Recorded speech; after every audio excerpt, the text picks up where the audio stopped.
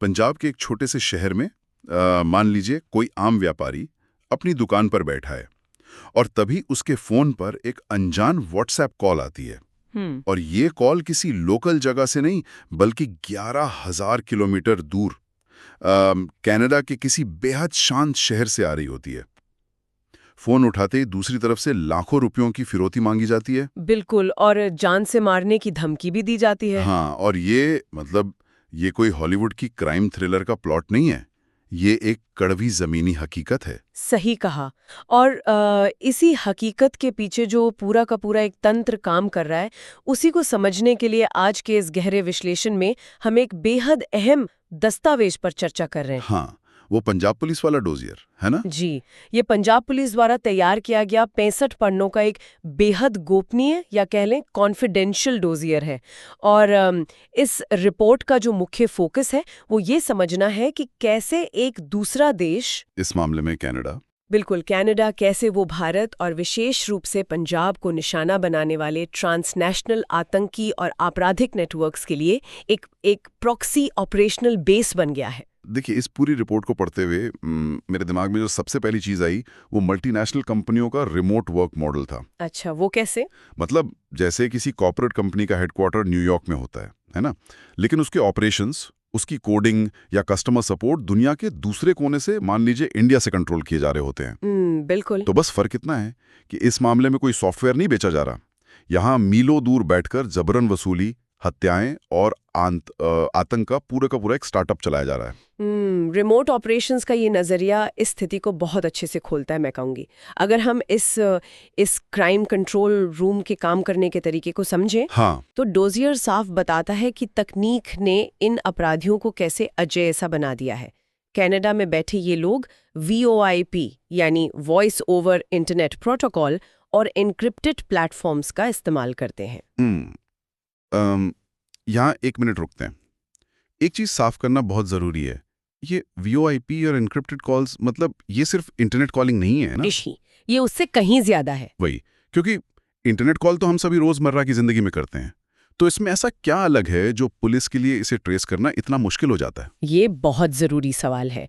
देखिए, एक normal phone call को एक मोबाइल टावर के जरिए बड़ी आसानी से ट्रैक किया जा सकता है। हाँ, लोकेशन मिल जाती है। बिल्कुल, पुलिस को पता चल जाता है कि कॉल किस टावर से आई है। लेकिन VoIP कॉल्स इंटरनेट के सर्वर से होकर गुजरती हैं। अच्छा।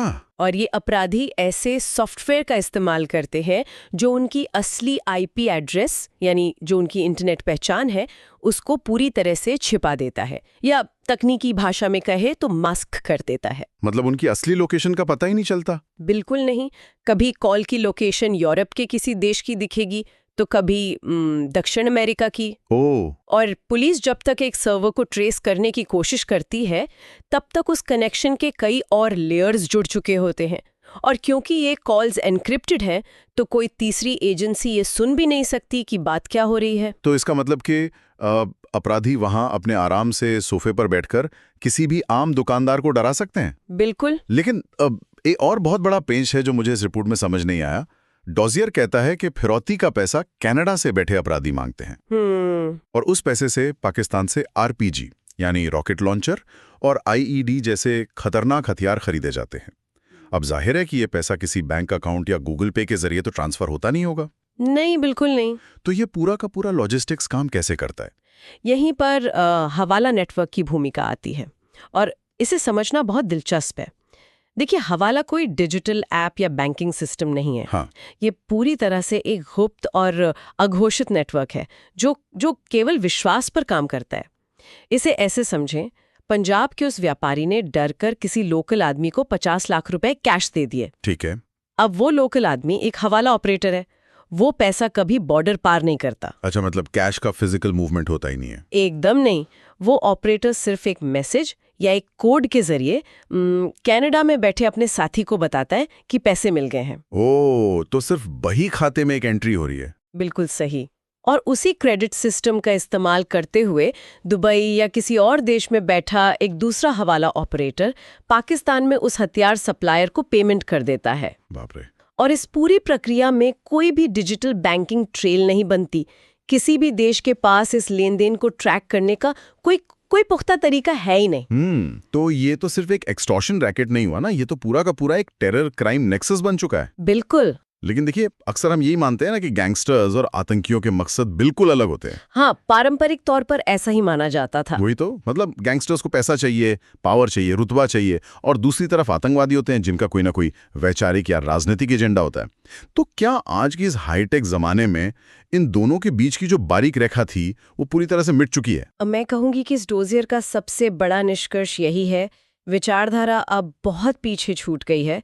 आज ये एक विशुद्ध गिव एंड टेक या लेन देन का रिश्ता बन गया है। मतलब दोनों का अपना अपना फायदा है। बिल्कुल। आतंकियों को पंजाब के अंदर अपने ऑपरेशंस के लिए लोकल नेटवर्क चाहिए, छिपने की जगह चाहिए, और सबसे जरूरी शूटर चाहिए होते हैं। और वो गैंगस्टर्स के पास होते हैं? जी हाँ, गैंगस्टर्स के पास पहले से ही लोकल लड़कों की एक फौज तैयार होती है। बदले में गैंगस्टर्स को पाकिस्तान की ISI या आतंकी समूहों के जरिए खतरनाक हथियार मिल जाते हैं, ड्रोन टेक्नोलॉजी मिल जाती है, और अंतर्राष्ट्रीय स्तर पर अपनी ताकत दिखाने का मौका भी मिलता है।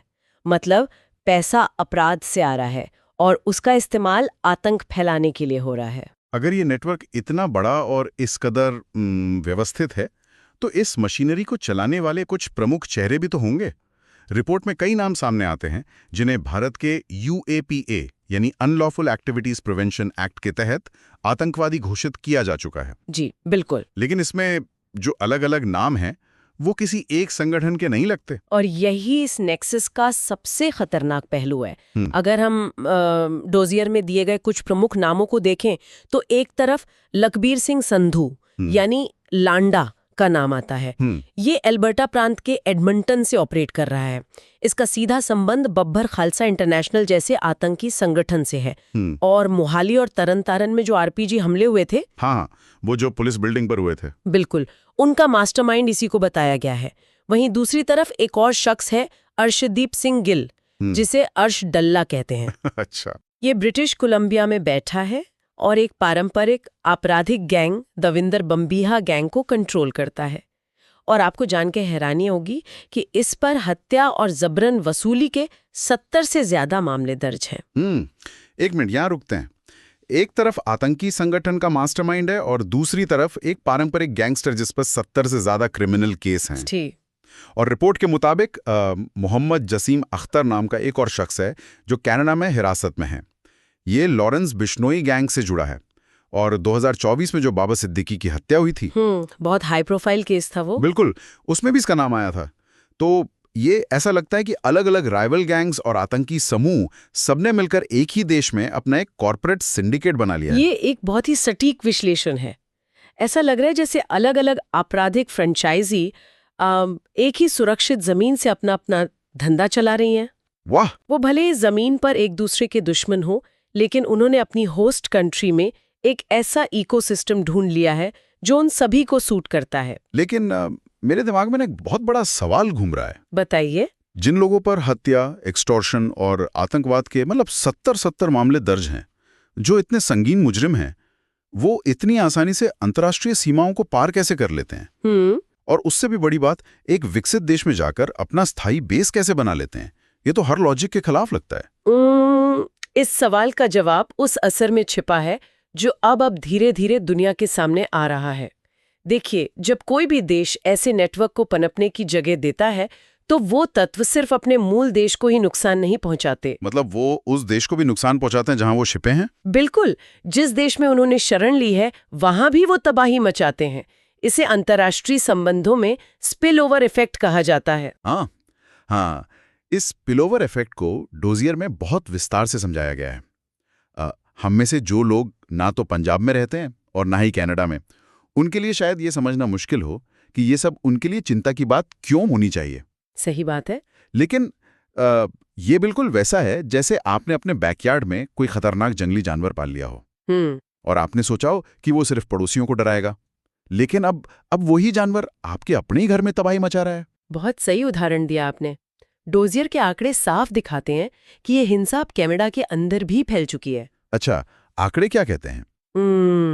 जनवरी 2026 में कनाडा के सरे शहर में जबरदस्ती वसूली और गोलीबारी की इतनी ज्यादा घटनाएं सामने आई कि वहां अचानक आपातकाल घोषित करना पड़ गया। बाप रे, आपातकाल? हाँ, और सिर्फ सरे ही नहीं, एडमॉन्टन शहर में भी 2023 के अंत से लेकर अब तक इस तरह की कम से कम 18 गंभीर घटनाएं दर्ज की जा चुकी हैं। और ये बात मुझे सबसे ज्यादा हैरान करती है कि इसका शिकार कौन हो रहा है। रिपोर्ट बताती है कि ये अपराधी अब कनाडा में रहने वाले पंजाबी डायस्पोरा को भी उसी तरह से डरा धमका रहे हैं जैसे वो भारत में करते थे। बिल्कुल।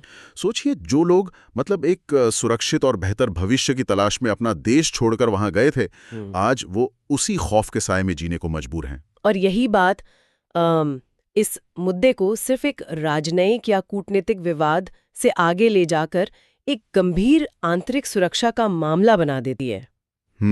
जब ये स्पिलओवर इफेक्ट इतना बढ़ चुका है तो जाहिर है कि वहां के प्रशासन और पुलिस के लिए भी ये एक बहुत बड़ा सिरदर्द बन गया है। तो फिर अगर सरे जैसे विकसित शहर में आपातकाल लगाने की नौबत आ गई है और ये हिंसा वहां के अपने नागरिकों को नुकसान पहुंचा रही है, तो फिर इन अपराधियों पर तुरंत कार्रवाई क्यों नहीं हो रही? यही तो सबसे पेचीदा हिस्सा है। मतलब क्या इंटरपोल के पास इतनी पावर नहीं है? हम हमेशा न्यूज में सुनते हैं कि रेड कॉर्नर नोटिस जारी कर दिया गया। तो क्या रेड कॉर्नर नोटिस का मतलब ये नहीं होता कि पुलिस उन्हें देखते ही गिरफ्तार करने के लिए बाध्य है? ये एक बहुत बड़ी गलतफहमी है जिसे दूर करना जरूरी है। देखिए, इंटरपोल कोई ग्लोबल पुलिस फोर्स नहीं है जिसके अधिकारी जाकर किसी को गिरफ्तार कर लें। अच्छा, तो फिर ये नोटिस काम कैसे करता है? रेड कॉर्नर नोटिस सिर्फ एक अंतर्राष्ट्रीय नोटिस बोर्ड की तरह है। ये दुनिया भर के देशों को एक तरह की वार्निंग या चेतावनी देता है कि किसी सदस्य देश को इस व्यक्ति की तलाश है, लेकिन उसे गिरफ्तार करना है या नहीं, ये पूरी तरह से उस देश के अपने कानूनों और अधिकार क्षेत्र पर निर्भर करता है जहां वो व्यक्ति रह रहा है। ओह, मतलब रेड कॉर्नर नोटिस कोई अरेस्ट वारंट नहीं है? बिल्कुल नहीं। तो फिर असली रुकावट आ कहां रही है? डोजियर में जुरिस्डिक्शनल गैप्स यानी अधिकार क्षेत्र की खामियों का बार बार जिक्र किया गया है। ठीक है। ये गैप असल में काम कैसे करता है? इसे एक कंप्यूटर नेटवर्क की तरह समझें। मान लीजिए भारत के पास अपना एक एंटीवायरस है जो किसी खास गतिविधि को वायरस मानता है, जैसे यूएपीए के तहत आतंक की परिभाषा। ठीक है। लेकिन कनाडा का कानूनी सिस्टम एक सख्त फायरवॉल की तरह काम करता है जो भारत के एंटीवायरस को अपने सर्वर पर रन करने की इजाजत ही नहीं देता। यानी जो काम भारत में अपराध की श्रेणी में आता है वो शायद कनाडा की नजर में अपराध साबित करने के पैमाने पर खरा ही नहीं उतरता। बिल्कुल सही। इसे कानूनी भाषा में ड्यूअल क्रिमिनलिटी का सिद्धांत कहते हैं। किसी के प्रत्यर्पण या एक्स्ट्राडिशन के लिए ये जरूरी है कि वो अपराध दोनों देशों के कानून में एक समान रूप से गंभीर माना जाए।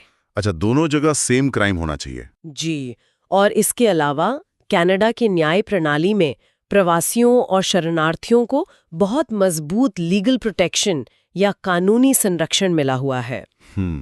ये संरक्षण आम और निर्दोष लोगों को प्रताड़ना से बचाने के लिए बनाया गया था, लेकिन अब ये शातिर अपराधी महंगे वकील करते हैं, शरणार्थी होने का दावा करते हैं और उन्हीं मानवाधिकार कानूनों की पेचीदगियों का फायदा उठाकर सालों तक अदालतों में केस को खींचते रहते हैं। अगर ऐसा है तो ये सिस्टम तो बहुत ही दोषपूर्ण लगता है। जो मानवाधिकार और कानूनी संरक्षण का ढांचा असल में एक आम आदमी की ढाल बनने के लिए बनाया गया था, वही ढांचा आज इन अंतर्राष्ट्रीय अपराधियों के लिए एक बुलेट प्रूफ जैकेट बन गया है। बिल्कुल, एकदम सही उपमा है ये। वो इस कानून के फायरवॉल के पीछे छिपकर भारत और कनाडा दोनों जगह गोलियां चला रहे हैं और कोई सिस्टम उन्हें भेद नहीं पा रहा। तो क्या इसका कोई समाधान नहीं है? ऐसा नहीं है। इसका क्या हल बताया गया है? ऐसा नहीं है कि कोई रास्ता नहीं है। अगर राजनीतिक इच्छा शक्ति हो तो इस फायरवॉल को बाईपास करने या अपडेट करने के तरीके मौजूद हैं। इस डोजियर में पंजाब पुलिस ने मुख्य रूप से 3 कदम उठाने की मांग की है। अच्छा, वो क्या है? पहली मांग उसी कानूनी रुकावट से जुड़ी त्वरित प्रत्यर्पण या एक्सपीडिटेड एक्स्ट्राडिशन। इसका सीधा सा मतलब है कि जब किसी व्यक्ति के खिलाफ पक्के सबूत और इंटरपोल के नोटिस मौजूद हैं तो प्रत्यर्पण की उस लंबी कानूनी प्रक्रिया को फास्ट ट्रैक किया जाए। लेकिन अगर प्रत्यर्पण में समय लगता ही है क्योंकि कोर्ट के केस तो सालों चलेंगे, तो क्या इस नेटवर्क को तुरंत कमजोर करने का कोई और तरीका नहीं है? है ना? और इसीलिए दूसरी मांग सबसे ज्यादा असरदार साबित हो सकती है। वो क्या है? वो है वित्तीय कार्रवाई या फाइनेंशियल क्रैकडाउन। देखिए, अपराधियों के लिए ऑक्सीजन का काम पैसा करता है। बिल्कुल। डॉजियर में साफ कहा गया है कि हवाला और एक्सटॉर्शन से जुड़ी जो भी संपत्तियां हैं उनकी पहचान करके उन्हें तुरंत फ्रीज किया जाना चाहिए।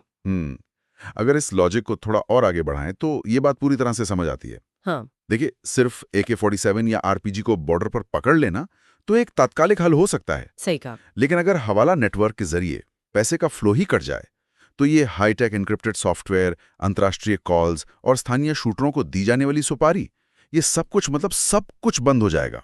बिना पैसे के ये पूरा रिमोट कंट्रोल नेटवर्क काम ही नहीं कर सकता। बिल्कुल, यही इस पूरे नेक्सस की सबसे कमजोर कड़ी है और इसे तोड़ने के लिए ही तीसरी मांग की गई है, सुरक्षा सहयोग या सिक्योरिटी कॉपरेशन। इसमें क्या होता है? इसका मतलब है कि इंटेलिजेंस एजेंसियां सिर्फ जानकारी के पन्ने ना शेयर करें बल्कि एक्शनेबल इंटेलिजेंस साझा करें। मतलब जिस पर तुरंत एक्शन लिया जा सके। जी, जिस पर रियल टाइम में कार्रवाई की जा सके। इसके अलावा ये मांग भी रखी गई है कि जो लोग जो गंभीर आपराधिक रिकॉर्ड के बावजूद इमिग्रेशन सिस्टम का फायदा उठाकर वहां बस गए हैं, उनके इमिग्रेशन स्टेटस का फिर से बारीकी से रिव्यू किया जाए। अगर हम आज की इस पूरी चर्चा को और इस डोजियर के अध्ययन को एक जगह समेट कर देखें तो जो तस्वीर उभरती है वो अपराध के पूरी तरह से बदल चुके स्वरूप की है। बिल्कुल। ये सिर्फ पंजाब या कनाडा की कहानी नहीं है, ये तकनीक के उस डार्क साइड की कहानी है जहां VoIP कॉल्स, हवाला के कोड्स और कानूनी खामियों ने अपराधियों को किसी एक देश की भौगोलिक सीमा से पूरी तरह आजाद कर दिया है। मैं कहूंगी कि इस विश्लेषण का सबसे बड़ा सबक यही है कि 21वीं सदी के डिजिटल और ट्रांसनेशनल अपराध को आप 20वीं सदी के पारंपरिक कानूनों से नहीं लड़ सकते। सही बात है। जब तक अलग अलग देशों के कानूनी ढांचे आपस में तालमेल नहीं बिठाएंगे, तब तक ये जो कंट्रोल रूम है, ये कभी यहाँ तो कभी किसी और देश में अपना बेस बनाते रहेंगे। और इस पूरी चर्चा के बाद एक बहुत ही गहरी और शायद थोड़ी विचलित करने वाली सोच उभर कर सामने आती है, जिस पर मुझे लगता है गहराई से विचार किया जाना चाहिए। वो क्या? देखिए, आज दुनिया भर में इंटरनेट, तकनीक और आसान इमिग्रेशन के जरिए एक बॉर्डरलेस यानी सीमा रहित समाज बनाने की दिशा में काम हो रहा है। उद्देश्य ये है कि दुनिया भर के लोग आसानी से जुड़ सकें, व्यापार कर सकें। लेकिन क्या इस सीमा रहित समाज की चाहत में हमने अनजाने में अपराध और आतंकवाद को भी पूरी तरह से सीमा रहित बना दिया है? क्या आने वाले वक्त में देशों को अपने नागरिकों की सुरक्षा सुनिश्चित करने के लिए अंतर्राष्ट्रीय कानून, संधियों और मानवाधिकारों की उस पूरी बुनियाद को ही दोबारा से लिखना पड़ेगा? ये तो सोचने वाली बात है। क्या हमारे मौजूदा कानूनी सिस्टम इस हाईटेक रिमोट कंट्रोल अपराध का सामना करने के लिए एक्सपायर हो चुके हैं? ये एक ऐसा सवाल है जो इस डोजियर के पन्नों से बाहर निकलकर आज पूरी दुनिया के सामने खड़ा है। आज के इस गहरे विश्लेषण में इस विचार को यहीं छोड़ते हैं ताकि इस पर नए सिरे से सोचा जा सके।